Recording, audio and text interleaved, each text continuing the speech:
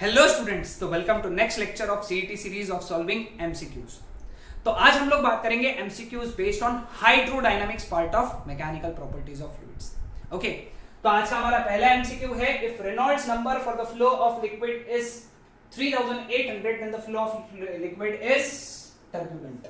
कैसे यार? क्योंकि आपको मालूम है रेनॉल्ड्स नंबर अगर 1000 से कम है तो इट इज स्ट्रीमलाइन, अगर रेनॉल्ड्स नंबर 2000 से ज्यादा है तो इट इज टर्बुलेंट, और 1000 से 2000 के बीच में तो अनस्टेडी।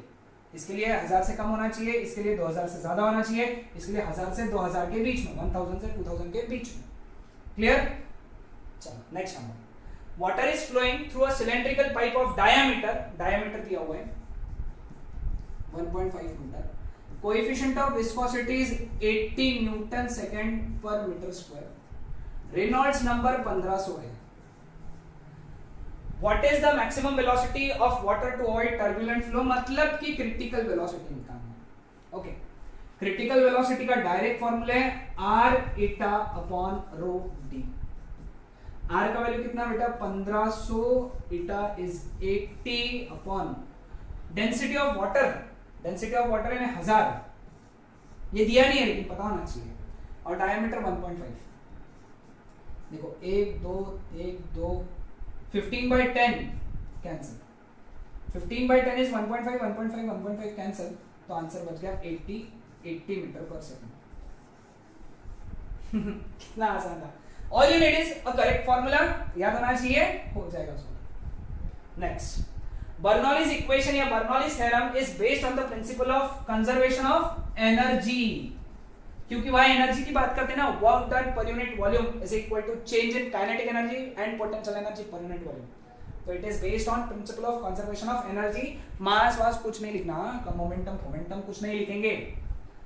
अगला, a fluid flow through a horizontal tube of variable cross section, the pressure is lowest where, pressure कहां रहेगा? देखो pressure plus kinetic energy per unit volume it is constant, है ना।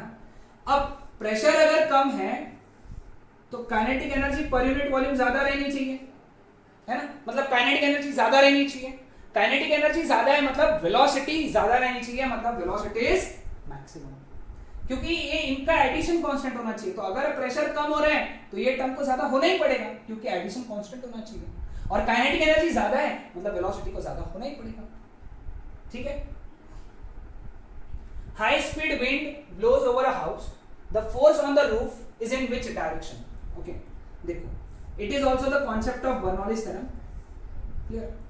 यहां से स्पीड बहुत ज्यादा स्पीड का वेलोसिटी, बहुत ज्यादा स्पीड से हवा बह रही है, यानी यहां वेलोसिटी ज्यादा है, अंदर वेलोसिटी कम है, बोल सकते हैं हम लोग कम है, मतलब यहां प्रेशर कम रहेगा, यहां प्रेशर ज्यादा रहेगा।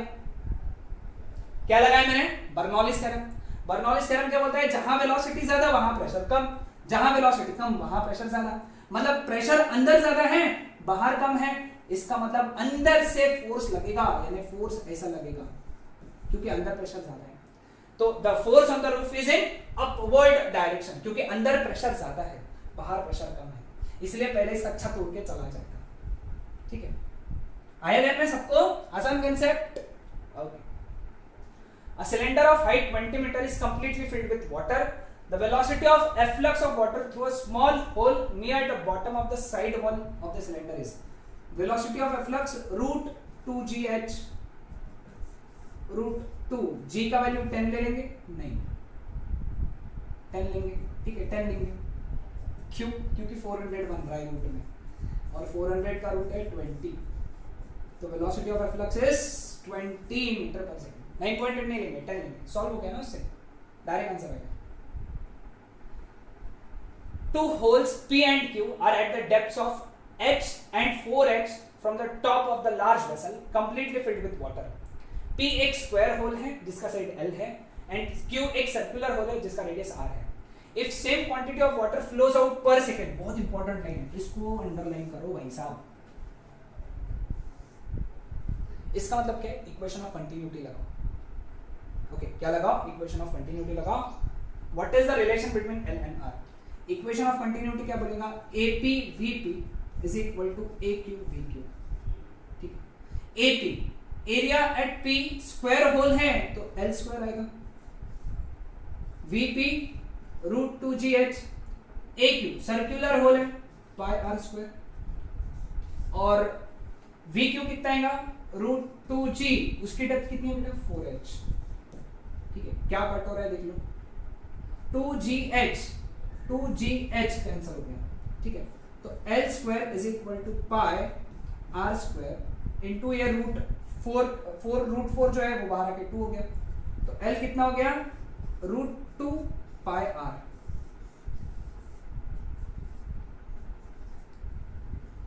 क्या लगाया, इक्वेशन ऑफ कंटिन्यूटी, ये लाइन पर से, ये लाइन ने बताया कि इक्वेशन ऑफ कंटिन्यूटी लगाओ, है ना।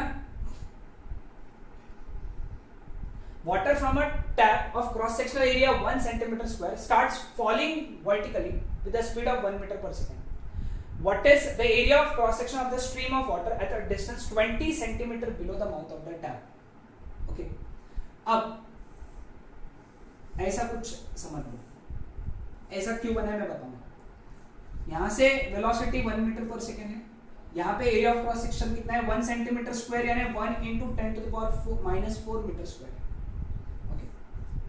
ये हाइट 20 सेंटीमीटर बोला है, यहाँ पे तुमको एरिया ऑफ क्रॉस सेक्शन निकालना है। यहाँ वेलोसिटी पहले निकाल लो, पहले वेलोसिटी निकालेंगे, इसको v2 बोलेंगे, इसको v1 बोला, इसको a1 बोला।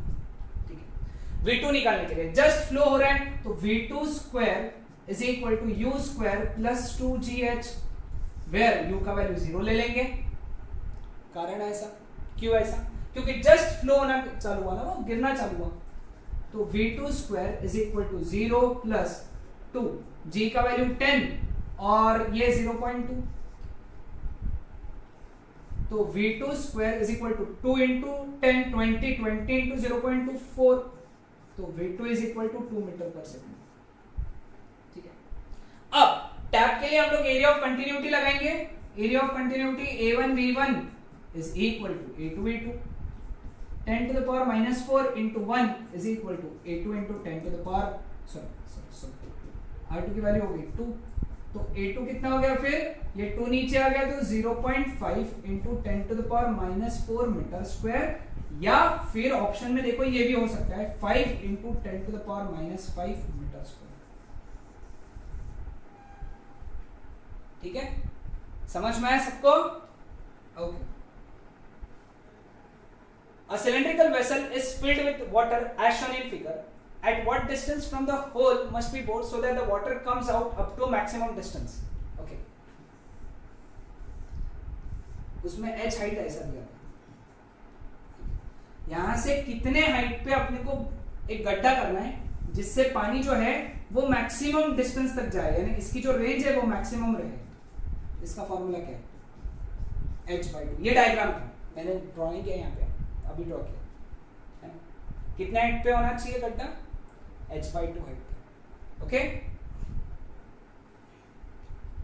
Water flows through a horizontal pipe whose internal diameter is 2 cm at the speed of 1 meter per second. What should be the diameter of nozzle if the water is to emerge at the speed of 4 meter per second? a1 v1 is equal to a2 v2। Area कितना, pi r1 या फिर pi d1 square by 4, pi d square by 4 v1 is equal to pi d2 square by 4 into v2। Area pi d square by 4 है ना, pi cut हो गया, 4 cut हो गया। पहले वाला डायमीटर कितना है बेटा 2 सेंटीमीटर, तो 2 स्क्वायर इनटू वेलोसिटी 1, दूसरे बार में d2 निकालना है तो d2 स्क्वायर इनटू वेलोसिटी 4। एक बात ध्यान में रखना, यहां डायमीटर कंपैरिजन का प्रॉब्लम है ना, तो डायमीटर को कन्वर्ट करने की जरूरत नहीं है।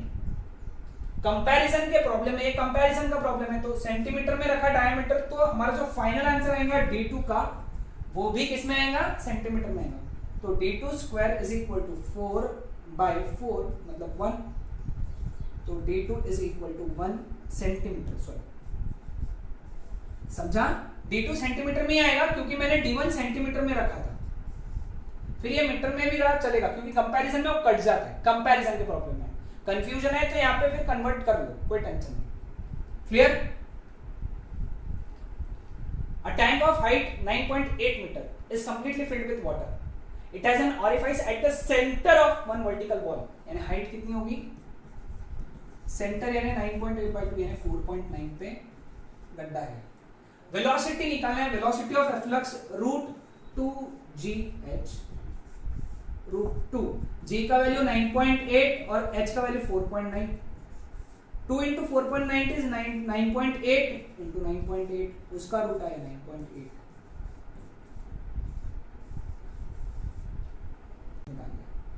Okay clear? For the following situation calculate V3। Okay अब डायग्राम बना देता हूं मैं, ऐसा डायग्राम था।